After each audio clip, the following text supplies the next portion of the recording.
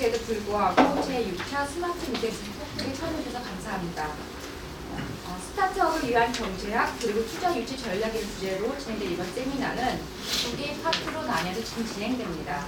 첫 번째 파트는 한국 최대의 모바일 스마트폰 게임 B2B 행사인 게임 넥스트 주최사인 게임 넥스트 웍스 김윤상 대표님께서 게임 산업의 이해라는 주제로 강연해 주실 것입니다. 김윤상 대표님을 큰 박수 맞아주시기 바랍니다. 네, 소리 감사드립니다. 네, 안녕하세요. 저는 게임 넥스트 웍스 대표를 맡고 있고 투바이프랩에서 CSO를 맡고 있는 김윤상을 합니다. 오늘 이 게임 산업의 이해, 기술, 문화, 자본이라는 어떻게 보면 굉장히 아카데믹한 키워드를 두고 시작을 하게 될 것 같은데요. 네, 일단 저는 한국에서 지스타를 빼고 민간 행사로서는 게임 행사에서 가장 큰 모바일 게임 컨퍼런스 게임 넥스트를 주최하고 있습니다. 저희 게임 넥스트는 약 8개국에서 5,000명 정도의 사람들이 이사급 이상의, 최소 실장급 이상의 사람들이 5,000명 이상 모이는 모바일 게임 특가 행사고요. 현재 국제 행사로 발돋움을 하고 있다고 보시면 될 것 같습니다. 그리고 게임 개발사 투바이포랩 안다물 코리아라는 회사에서 여기 부자연으로 적혀있는 최근에 이사가 되었고요. 이 여성 소비자를 위한 게임 프로젝트의 개발과 사업 총괄을 맡고 있습니다. 그 외에는 글로벌 60만 다운로드를 달성한 앱 개발사 유이 스튜디오의 어드바이저를 맡고 있고, 최근에 구글 매출 순위, 한국 순위 20위까지 올라간 크루세이더 퀘스트의 개발사 로드 컴플릿 같은 여러 회사의 어드바이저 고문을 맡고 있기도 합니다. 그리고 작년에는 젊은 개발자들하고 같이 게임 개발해서 구글 순위 20위권에 대한 게임 개발을 하기로 했었고요. 네, 2009년부터 여기 에반젤리스트라는 영어 잘하시는 분은 아마 어반젤리스트를 읽으실 것 같은데, 2009년부터 온라인 게임이 아닌 모바일 게임이나 소셜 게임, 플랫폼 기반 게임 이야기를 하기 시작한 사람이 한 명입니다. 그때 제가 같이 이야기했던 분들 중에 대표적인 분들이 애니팡 개발사 창업자 이종훈 대표나 쿠키런 만드신 분이나 아이러브 커피 만드신 그런 분들하고 2009년부터 온라인 게임이 아닌 게임을 어떻게 만들어야 될지에 대해서 고민을 하고 발표를 해온 입장으로 보시면 될 것 같습니다. 네, 제 소개가 이런데요. 네, 1부입니다. 게임이라는 것이 흔히 훌륭한 개발자, 엔지니어, 프로그래머가 있으면 만들 수 있을 거라고 생각하는데 그렇지는 않습니다. 현재 게임 산업은 한국뿐만 아니라 이 기술, 문화, 자본이라는 이 세 가지 키워드가 없이는 성립되지 않는 상황이고요. 네, 너무 심각한 이야기인 것 같은데, 최근에 일어났던 거대한 투자와 M&A 사례입니다. 최근에 페이스북이 이 가상 현실 게임 디바이스인 오큘러스를 인수했죠. 액수가 제 기억으로는 여기 적어놨지만 대략 한국 돈으로 한 3조 원 정도의 오큘러스 회사를 인수했습니다. 흔히 이런 페이스북이라든가 아마존, 마이크로소프트 이런 회사, 구글 이런 회사들을 정말 테크 자이언트라고 그러죠. 예, 세계를 이끌고 가는 회사입니다. 이러한 우리가 모두가 알고 있는 이런 회사들이 페이스북, 아마존, MS, 소프트뱅크 이러한 회사들이 고작 40명 또는 고작 100명밖에 안 되는 회사들을 이렇게 한국 돈으로 1조 원에서 많게는 10조 원까지 주고 회사를 사들이고 있습니다. 어떤 상황에 따라서는 이거 버블 아니냐라고 이야기할 수도 있겠습니다만, 자본은 굉장히 냉정한 것이고, 저는 자본은 앞에 버블이라는 단어는 좀 의미가 없다는 생각이 들어요. 예를 들어서 당장 게임 업계의 이야기를 들자면, 과연 현재 쿠키런을 만든 데브시터즈나 애니팡을 만든 현대토즈의 현재의 주가나 현재 실적들, 그 회사들 지금 제 기억으로는 직원 숫자가 80명밖에 안 되거든요. 과연 한국에서 직원 수가 100명이 안 되는 회사가 시가총액이 5천억 원, 7천억 원이 되는 사례가 있는가? 그렇다면 그것이 버블인가? 아니면 우리가 인정하고 넘어가는 현상가에 대해서는 투자에 더 가깝다고 생각하고 있습니다. 자, 여기 오신 분들 중에서는 여기가 아무래도 방통진흥회다 보니까 사실 나이가 좀 연배가 있으신 선배님도 많이 오셨을 거라고 생각을 합니다. 자, 게임이 흔히 애들 장난감이라는 어떤 이야기가 있습니다. 여기 팩맨도 있고, 여기에 갤러그죠. 스트리트 파이터 2인데, 자, 게임이 애들 장난감이라고 하지만 게임 산업이 이제 40년째를 맞이하고 있습니다. 이런 게임들을 대학교 때 했던 저희 삼촌뻘들 되시는 분들이 이미 50대, 60대를 바라보고 있고, 더 이상 게임은 애들 장난감이 아니에요. 그 애들이 이미 40대가 되었거든요. 40대, 50대가 되었죠.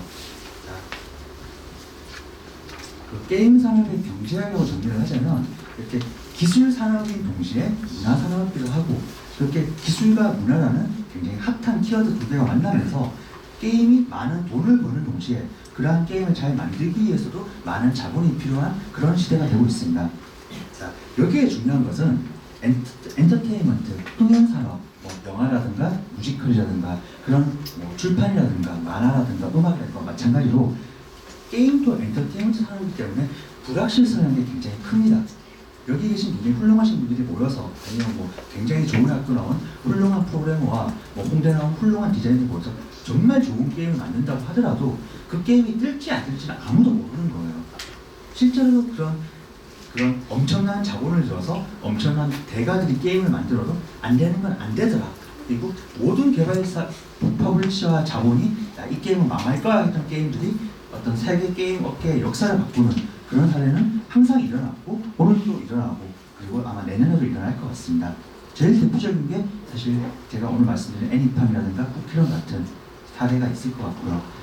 사실은 제가 뭐 한국에서 2009년부터 모바일 게임 전문가 내지는 게임 플랫폼 전문가로 뭐 이렇게 명함을 내고 다녔습니다만 저조차도 세 가지의 실수를 했습니다. 하나는 뭐냐 그러면 제가 3년 전에 창업을 썬데이 토즈에서 요만한 방 하나 빌려서 했어요. 그때 제가 썬데이 토즈 이정훈 대표랑 같이 우동 먹다가 윤상 대표나 카카오라는 게 나왔는데 카카오에 우리 게임을 내려고 그래. 뭐 내시려고요? 애니팡이라는 걸 내려고 그랬는데 어떻게 생각했는지 생각할 때 애니팡 내지 마시고 아쿠아 스토리 내시죠 그랬습니다. 저는 그때 나름 소셜 플랫폼 전문가로 자칭하고 있으면서도 굉장히 친한 회사가 애니팡처럼 단순한 게임을 회사의 전략 타이틀을 내는 거는 솔직히 리스크가 있지 않나요? 라고 생각을 했는데 지금은 그때 열심히 말리지 않아서 굉장히 다행이라고 생각을 하고 있습니다. 그때 말렸으면 큰일 날 뻔했죠. 사실 그 전에서 제가 카카오 게임하기 팀에 직원이 2분 계실 때 사실은 똑같은 제안을 받았습니다. 그때만 해도 한국의 게임 회사들이 카카오가 게임을 달라고 하면 안 주던 시대였어요. 유명한 게임 회사들이 카카오가 찾아오면 왜 우리가 너네처럼 새로 생긴 회사한테 우리 게임 매출 30%를 줘야 돼? 그래서 한국의 모든 회사가 카카오를 거절한 시대가 있었습니다. 그 시기가 딱 3년 전이에요. 그때 제가 카카오 게임팀하고 만나가지고 우리 같이 새로운 게임을 찾아볼까 그랬는데 그때 제가 출장 갈 일이 있어가지고 자 출장 갔다 와서 생각할게요 그랬는데 출장 갔다 오니까 애니팡이 떴더라고요 이미. 이제 뭐 약간의 한두 달 정도의 과정은 있습니다만 그런 굉장히 많은 변화가 뭐 전문가라고 주장하는 사람조차 예상하지 못한 많은 변화가 있었던 그런 시기였습니다. 뭐 다시 좀 원론적인 이야기입니다만 게임은 IT의 자동차 산업 같은 존재이기도 해요. 게임이라고 해서 뭐 최근에 유니티라든가 그런 굉장히 좋은 툴이 나왔기 때문에 게임 그까짓 거 똑똑한 공대생들 몇 명 있으면 만들 수 있는 거 아닌가.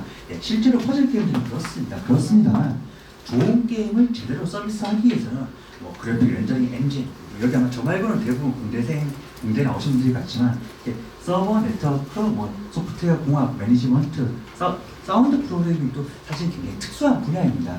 뭐 신디사이저 편집하고 그런 거는 하고 그런 미디어 아트의 영역까지 가면 사운드 프로그래밍도 단순히 어떤 파일을 재생하는 거에 끝이지 않고 다양한 형태의 기술적인 발전이 있고요. 그 외에 뭐 UX, UI, 뭐 후면 클릭 디렉션이라든가 최근 가까워하는 뭐 빅데이터들이나 뭐 버즈워드, 하드워드 다 핫한 이야기 다 빼더라도 본질적으로 게임 산업은 생각보다 굉장히 많은 원천 기술이 들어가서 조립이 되어서 나오는 기술 산업이기도 하고요. 또 재미있는 게 한국 게임 산업의 어떤 ROE가 자동차 산업의 이익률이 굉장히 2배씩 나오고 있습니다. 이런 점도 자동차 산업과 비슷한 점이 있습니다. 좋은 게임을, 큰 게임을 만들기 위해서는 굉장히 많은 기능과 자본이 필요한 그런 상황이에요. 그러다 보니까 고급 인재와 큰 자본이 들어가다 보니까 사실 많은 사람들이 공개적으로 이야기를 잘 안 합니다만 게임 산업 역시 사실은 엘리트 비즈니스 측면이 있습니다. 뭐 아마 여기서 투자자 만나러 가셨을 때 뭐 카이스트 뭐 보고 계세요 이런 얘기 들어보신 분 분명히 있으실 거라고 생각합니다. 네. 기술뿐만 아니라 이런 산업 디자인의 UX 인터페이스의 테스트 되기도 해요. 재미있는 게 현재 미국도 엑스박스 게임기 패드로 로봇을 조종한다든가 탱크를 조종한다는 일을 하고 있습니다. 또 반대로 시리아 반군 테러리스트도 플레이스테이션 패드를 가지고 박격포를 컨트롤하고 있어요. 자, 이게 무엇인가? 게임 산업에 쓰이는 하드웨어와 소프트웨어는 마치 밀리터리 산업이 그런 것처럼 굉장히 신뢰할 수 있으면서도 사람이 가장 편리하게 쓸 수 있는 방법에 대한 연구를 굉장히 많이 하는 종류의 산업이라는 것이죠. 물론 한국은 이런 게임과 관련된 하드웨어나 콘솔 게임이 발전되진 않았습니다만 해외에서는 최근 어떤 모바일 게임의 한계를 이런 콘솔 게임이나 뭐 가상현실 디바이스라든가 그런 좀 다른 방면에 접근하는 시도가 다양하게 일어나고 있습니다.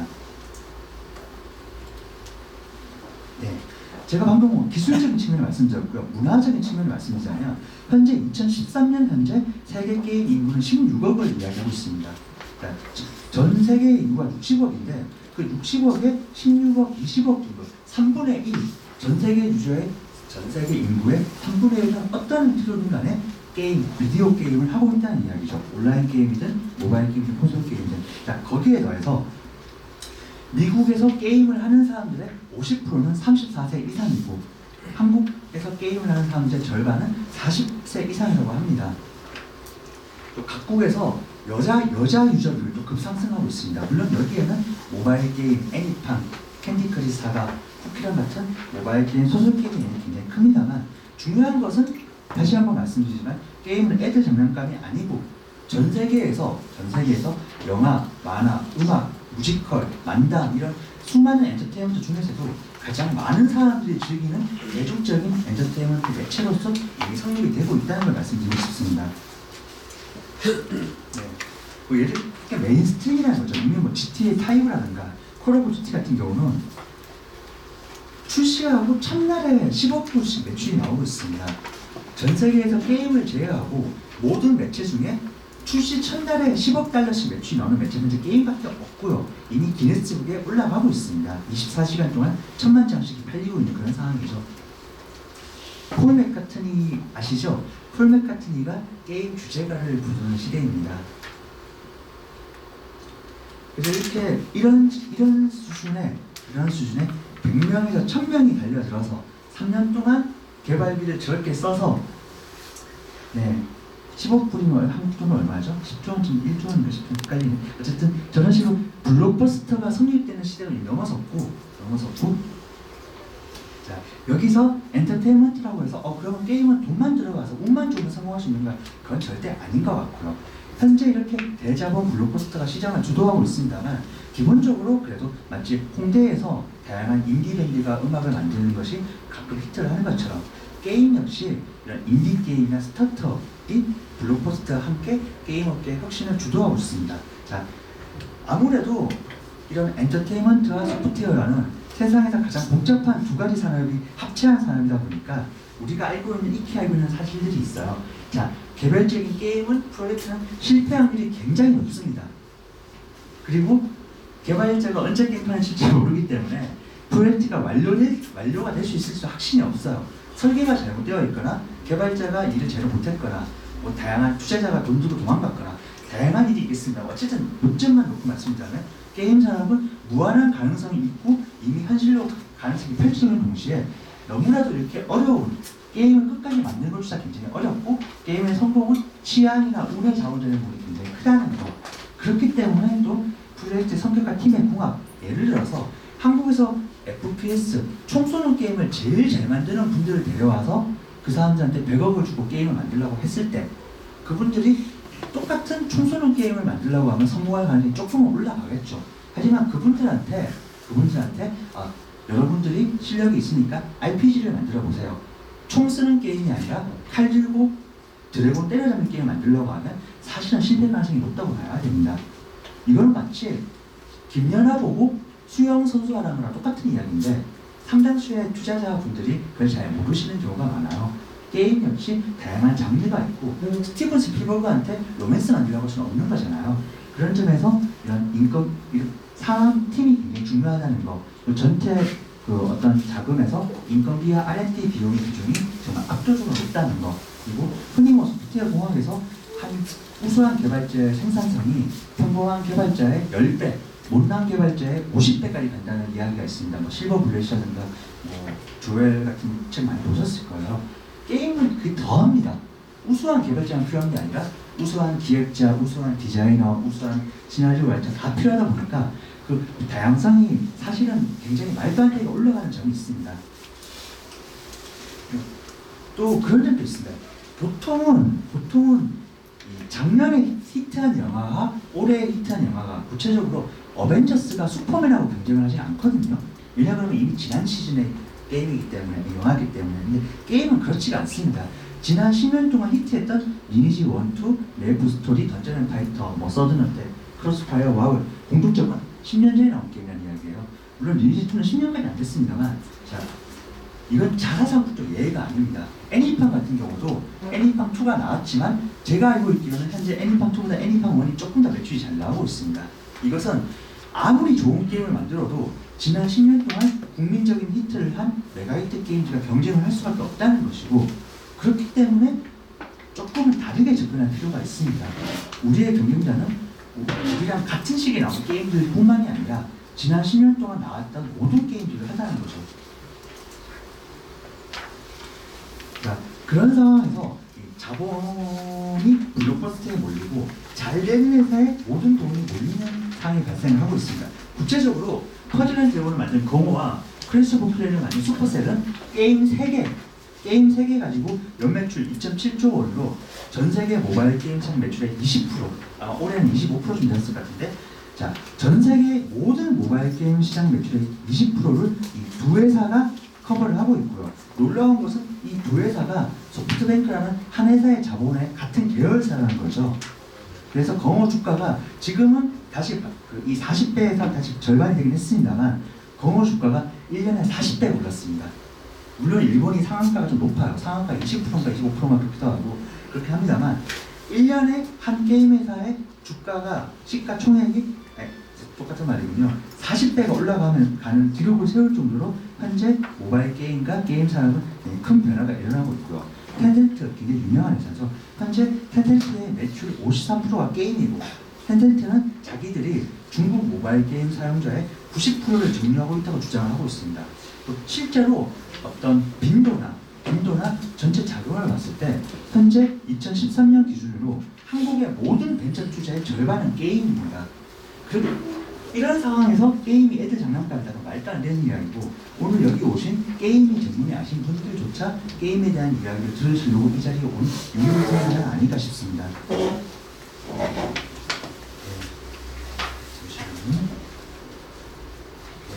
네, 그러다 보니까 또 재밌는 게, 자, 개별 게임의 성공 확률이 낮고 새로운 게임을 만드는 것보다 옛날 게임을 계속 잘 서비스하는 게 더 돈이 많이 걸리다 보니까 자연스럽게 성공한 게임 회사가 다시 새로운 게임을 만드는 게 아니라 그 다른 회사의 작은 회사의 성공한 게임을 통째로 사버리는 일이 많아지고 있습니다. 그러면 또 하나의 장점이 생기고 있었어요. 상대적으로 다른 스타트업에 비해서, 다른 뭐 커머스라든가 다른 테크 스타트업에 비해서 게임 스타트업의 장점이 한 번 히트 게임을 만들면 경우에 따라 물론 다르겠습니다만 적절한 시점에 회사 주식이나 그 게임의 권리를 팔고 나오는 경우가 굉장히 빈번해지고 있습니다. 이것은 또 이런 것도 있습니다. 예를 들어서 내가 한국에서 성공한 회사라고 하더라도 미국에서 우리가 만든 게임이 성공한다는 보장이 없거든요. 반대도 마찬가지입니다. 미국에서 가장 큰 게임 회사라고 하더라도 한국에서 성공한다는 보장이 없습니다. 게임은 굉장히 문화상품이고, 그러다 보니까 세계적으로 잘 나가는 회사가 한국이라든가 중국이라든가 동남아시아라든가 인도라든가 가서 직접 사업을 하는 게 아니라 그 나라의 인력과 게임을 통째로 사버리는 형태의 M&A가 굉장히 자주 발생하고 있습니다. 또 그러다 보니까 또 굉장히 흥미로운 게, 이게 꼭 나쁘다고 말은 못하겠어요. 사실 공개적인 자리에서 자금의 구체적인 스케일을 이야기하거나 연봉 이야기하는 굉장히 위험한 일입니다만, 한국에서 물론 뭐 좋은 학교는 좀 많지만 한국에서 우수한 프로그래머라고 하더라도 20대 후반에 뭐 거의 억대 연봉 받을 수 있는 업계가 그렇게 많지는 않을 것입니다. 물론 게임 업계가 굉장히 비익품 부익부가 큰 업계이긴 합니다만, 게임 업계는 그래도 뭐 흔히 말하는 간판과 관계없이 20, 30대 초반에 억대 연봉 받을 수 있는 거의 유일한 업계이기도 하고요. 물론 뭐 다른 테크 쪽도 마찬가지긴 합니다만, 거기에 더해서 상대적으로 빠른 엑시트를 통한 빠른 현금 확보가 가능한 드문 산업이기도 해요. 물론 망하는 회사도 굉장히 많긴 합니다.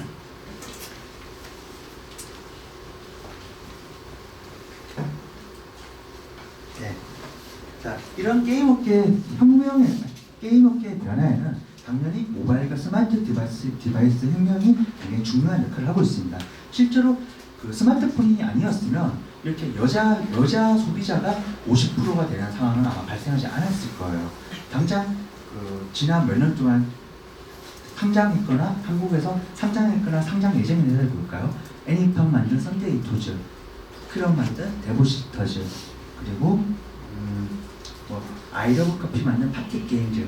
이 세 회사의 특징은 여성 유저와 40대 이상의 중년 유저라는 그동안은 게임 산업의 중심이 아니었던 사람들이 많은 매출을 발생하고 있다는 공통점이 있습니다. 물론 지금은 또 세대가 조금씩 바뀌고 있어서 4시 33분이라든가 액션스퀘어처럼 하드코어한 게임 만드는 회사들이 올라가고 있습니다만, 어쨌든 스마트폰을 통해서 이제까지는 게임을 하지 않았던 사람들도 게임을 하는 시대가 되었다는 것이 핵심이죠.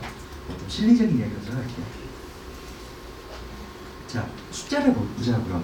현재 2013년 기준으로 전 세계 모바일 앱 매출 160억 불 중에 게임 매출 70%, 한국 구글 플레이 매출의 90%가 게임이죠. 자, 안드로이드 하루에 150만 대가 액티베이션 개통이 되고 있습니다. 이게 굉장히 놀라운 일이에요. 물론 중국이나 인도 같은 나라에서 그렇습니다만, 우리가 하루 24시간 자고 일어나면 전 세계 어딘가에는 스마트폰 200만 대가 개통되어 있습니다. 네, 여기 라인 가입자 수가 4억 5천만이라고 적었는데 지금 라인 가입자 수가 지금 한 8억 5천만까지 뛴 걸로 알고 있고요. 라인 매출 역시 60%가 게임입니다. 4,500개 됐고요. 자, 이런 굉장히 흥미로운 상황. 슈퍼셀이 게임 2개 히트시키고 회사가 3조 원대 회사가 되었다든가, 썬데이토즈가 애니팡 게임 IP 하나 가지고 지금은 7천원까지 올라갔죠. 7천원 젊으신 분 많겠지만 애니팡 정 대표가 사실 제가 이렇게 자꾸 애니팡 얘기하면 좀 싫어하실 것 같긴 한데, 정 대표가 81년생이에요. 2년생인가?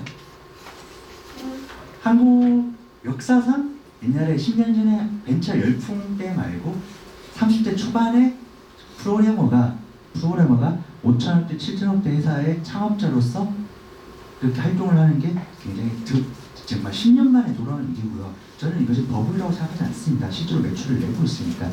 자, 그리고 퍼즐 앤 드래곤즈가 2014년 매출이 1조 6천억인데 한 달에 1,200억씩 벌었어요. 일본에서. 네, 제가 지금 약발인 것 같은데, 제가 말씀드리고 싶은 거는 다 떠나서 모바일 게임이 잘 될 것 같으니까 돈이 몰리는 게 아니에요. 실제로 스마트폰, 모바일 게임이라는 어떤 스마트폰이라는 생태계에서 게임은 굉장히 절대적인 비중을 차지하고 있습니다. 이 숫자만 봐도 직원 숫자가 80명에서 150명짜리 회사들이 1조 원에서 3조 원의 가치를 인정받고 있는 것만 해도 무언가 세상이 바뀌고 있다. 모바일이 세상을 바꾸고 있다. 그 중심에는 게임이 있다고 말씀을 드리고 싶습니다.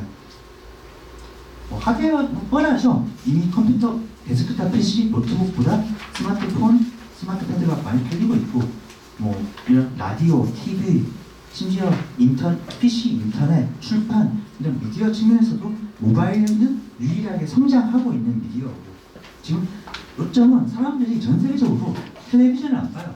텔레비전 안 보고, 라디오 안 보고, 인터넷으로 뉴스 보거나, 핸드폰으로 뉴스 보거나, 물론 모바일도 인터넷이긴 합니다만, 그런 측면에서 게임과 모바일은 어쨌든 떨어질 수 없는 상황이라는 거고, 모바일이 대세인 상황에서 게임이 그 모바일의 서바이벌을 밀고 나가고 있다는 거죠. 네. 특히 말씀드리고 싶은 거는, 자, 유저가 화면을 보고 있는 시간이 길면 길수록 돈을 많이 쓸 수밖에 없습니다. 그게 네이버나 페이스북의 무서운 점이죠. 근데 iOS에서 사람들이 스마트폰을 들고 있을 때 그 시간의 30% 정도는 게임이 차지하고 있습니다. 이건 구글도 마찬가지고요. 아주 심플한 논리예요. 유저가 시간을 많이 쓴다. 확률적으로 돈을 쓸 가능성이 높아진다. 그런데 모바일에서 유저가 가장 많은 관심을 가지는 것은 시간을 쓰는 게임이고, 그러다 보니까 어쨌든 게임 매출이 아이폰이든 안드로이든 어디든 할 거 없이 70%가 게임 매출이더라 하는 거죠. 자, 이렇게 이제까지 게임을 하지 않던 사람들이 게임을 하는 시대가 왔다 보니까 다극화, 분화가 촉진되었습니다. 미국이나 영국은 이미 여자 유저 비율이 50%를 넘어섰고요. 네. 그리고 갤러그나 보글보글이나 벽돌캐비를 했던 지금 50대, 60대이신 분들도 게임 소비자로 시니어 유저들이 게임 소비자로 다가오고 있고요.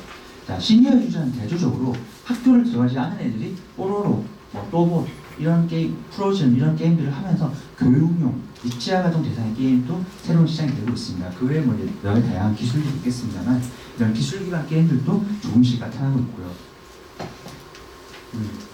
자, 그리고 뭐 유통 구조인데요. 아마 다들 알고 계실 거예요. 자, 보통 유저한테 게임이 가기 위해서는 앱스토어, 구글, 애플, SK 플래닛 이런 회사들이 매출 30% 떼가고요. 카카오 라인이 또 30% 떼가죠. 나머지에서 게임 퍼블리셔가 절반을 떼갑니다. 네, 혹시 요 이야기 안 들어보신 분 계신가요? 제가 좀 난이도를 체크를 해야 돼서 요 이야기만 모르시는 분 아마 안 계시죠? 한국에서 모바일 게임 비즈니스를 한다는 거는, 특히 게임 비즈니스를 한다는 것은 30%를 떼고 시작한다는 게, 아니 70%를 떼고 시작한다는 이야기를 해요.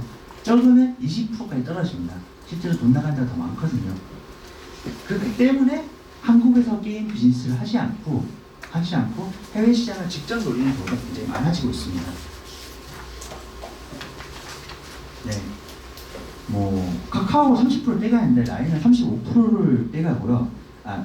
전체 그로스에서 카카오 20%를 떼가는데, 또 라인 같은 경우는 퍼블리셔인 동시에 플랫폼이기 때문에 좀 많이 떼가는 게 좀 납득이 갈 만한 이유긴 해요. 굉장히 많은 걸 도와주거든요.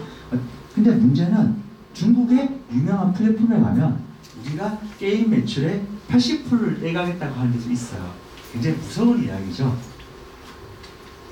그래서 제가 모바일 게임이 굉장히 잘 되고 있다는 얘기를 하는 동시에 이런 이야기를 드리는 것은, 게임의 유통 구조가 이렇게 되다 보니까 이 구조에서 살아남을 수 있는 회사는 굉장히 돈이 많은 회사가 살아남고, 그렇지 않은 경우는 독자적으로 게임을 잘 만들 뿐만 아니라 잘 서비스할 수 있는 역량이 있어서 퍼블리셔에게 이 매출에서 절반을 안 떼줄 수 있는 역량이 있는 회사가 잘 되고 있고요. 또 이 한국적인 환경을 벗어나서 해외에서 잘 될 수 있는 회사들이 많이 각광을 받고 있고 그런 상황입니다.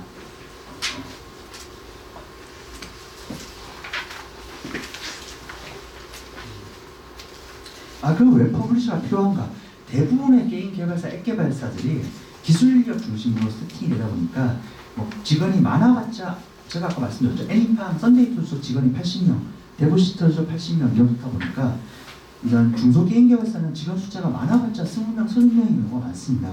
그렇다 보니까 자체적으로 마케팅 서비스하기가 굉장히 어렵고, 뭐 그러다 보니까 퍼블리셔가 와서 여러분의 게임을 우리가 서비스하고 마케팅해주고 귀찮은 거 다 해줄 테니까 게임 매출 반반씩 나눕시다 라고 이야기를 하고, 그 대신 계약금 1억에서 10억 정도 이야기가 나옵니다. 맥시멈 10억이라고 보시면 될 것 같아요. 물론 정말 전설적인 게임 개발자가 정말 전설적인 대작 게임을 만든다고 한다 그러면 물론 온라인 게임 그런 것처럼 계약금이 더 올라갈 가능성도 물론 있을 것입니다. 일반적으로 게임 퍼블리셔, 게임 개발사 계약금이라는 것은 보통 1억에서 10억 정도 선에서 왔다 갔다 하는 경향이 있고요. 또 모바일 게임 특성상 히트 게임이 없는 퍼블리셔가 히트 게임을 만들기 굉장히 어렵습니다. 유저 베이스가 없는 상황에서 게임을 성공시키기 그만큼 어려워지고 있어요. 그러다 보니까 아무래도 여러 게임을 갖고 있을 수 있는 퍼블리셔가 굉장히 유리하고, 그러다 보니 한국의 평상시의 개발사들은 퍼블리셔랑 계약하는 것을 일차적인 목표로 삼게 되는 그런 상황이 발생하고 있는 거고요. 자, 그럼 한국 게임 업계 현황을 좀 보겠습니다. 한국 게임 업계에 이게 사실 용산의 게임 파시형직에 포함해서 10만 명 정도 이야기가 나오고 있습니다. 이거는 뭐 정부 기관에서 주산 결과이기 때문에 굉장히 신뢰할 수 있는 조사고요. 물론 SK라든가 구글, 애플처럼 게임 말고 많은 일을 하는 대기업 단위는 뺀 인원이긴 한데, 뭐 이런이 저런이 해도 모든 사람 합쳐서 10만 명, PC방 사용자를 포함해서 10만 명을 보시면 될 것 같아요. 네. 급여, 연봉, 오늘 위험한 이야기를 많이 하게 되는데, 이게 원래 사실은 그 변호사님들하고 이야기하다가 만들었던 자료거든요. 보통 연봉이라는 게 보통 뭐 연봉 기준 1200에서 10억까지 다양합니다.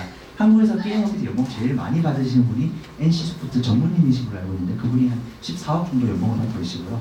물론 좀 특수한 케이스죠. 그리고 상장사, 코스타 상사 평균 연봉은 3천에서 6천 정도로 알려져 있습니다. 이건 뭐 이미 다 자료가 나가고 있는 거고. 자, 그럼 한국의 게임 개발자의 숫자는 몇 개나 되는가? 보통 비즈니스가 서로 간에 계약하고 신뢰할 수 있는 수준의 비즈니스가 가능한 회사를 1000개 정도로 보고 있습니다. 거기에 1명짜리 개발사, 2명짜리 개발사 포함하면 1인 개발자 포함해서 한 2,000개. 그리고 망했던 회사까지 포함하고 언제 망할지 모르는 정말 위험한 작은 회사들, 1인 회사들, 대학생들이 시험사 안에를 포함하면 한국의 모바일 게임 개발사를 중심으로 게임 개발사가 최대 5,000개, 적게 잡았을 때 한 1,500개 정도로 보고 있습니다. 굉장한 경쟁이죠. 인구가 10만 명밖에 안 되는데 게임 회사가 최대 3,000개까지 있다 그러니까 굉장히 말도 안 되게 작은 회사들이 많은 상황.